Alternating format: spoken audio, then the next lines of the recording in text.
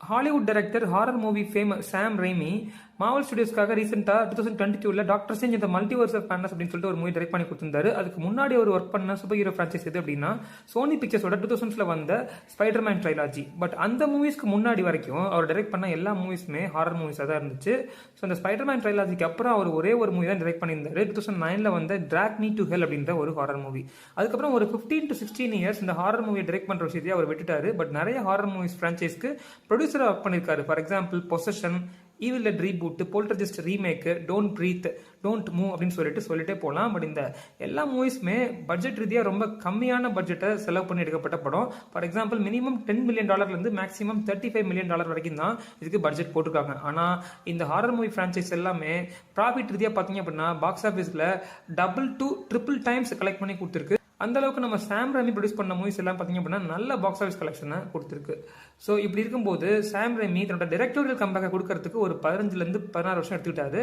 இந்த வருஷத்தோட earlier மந்த்ஸ்ல send help அப்படின்னு சொல்லிட்டு ஒரு ஹாரர் மூவியை நம்ம சாம் ரெமி டைரக்ட் பண்ணியிருந்தாரு. அதுவுமே பாத்தீங்க அப்படின்னா ஆடியன்ஸால பிரைஸ் பண்ணப்பட்டிருக்கு. ராட்டன் டொமேட்டோஸ்ல சினிமா ஸ்கோரோட நல்ல ஸ்கோர்ஸ் வாங்கியிருக்கு. அந்த மூவியோட பட்ஜெட் வெறும் $40 million தான். பாக்ஸ் ஆஃபீஸ்ல $95 million கலெக்ட் பண்ணி கொடுத்துருக்கு. அது இன்னொரு மூவி நம்ம சொல்லி 2019 வந்த கிரால் அப்படின்ற ஒரு சர்வைவர் ஹாரர் த்ரில்லர் மூவி, ஒரு கேட்டகரி 5 ஹரிக்கேன் பத்தின மூவி. அந்த மூவி இன்ன வரைக்கும் நெட்ஃபிளிக்ஸ்ல அதிக வாட்ச் பண்ணப்பட்ட மூவிஸ் லிஸ்ட்ல இருந்துட்டு தான் இருக்கு. ஸோ இந்த கிரால் மூவியோட டைம் டியூரேஷன் என்ன பார்த்தீங்க அப்படின்னா வெறும் 87 நிமிஷம் தான், 1.5 மணி நேரம் கூட கிடையாது. முதலைங்களோட அட்டாக்ல இருந்து சர்வைவர்ஸ் எப்படி தப்பிக்கிறாங்க. ஸோ ஒரு கேட்டகரி 5 ஹரிக்கேனால ஏரி தண்ணி உடஞ்ச உள்ள வந்துருது, அந்த ஏரியில் இருக்க முதலைங்கள் ஊருக்குள்ள வந்துருது, அது மக்களை ஹண்ட் பண்ண ஆரம்பிக்குது, அதுல இருந்து எப்படி தப்பிக்கிறாங்க அப்படின்றது தான் ஸ்டோரி. அதே மாதிரி ஒரு மூவியை இந்த வருஷம் டைரக்டர் டாமி விர்கோலா கொடுத்திருக்காரு. அதுதான் த்ராஷ் மூவி. அதை பத்தி நான் வீடியோ ஏற்கனவே போட்டிருக்கேன், பார்க்காதவங்க செக் பண்ணி பாருங்க.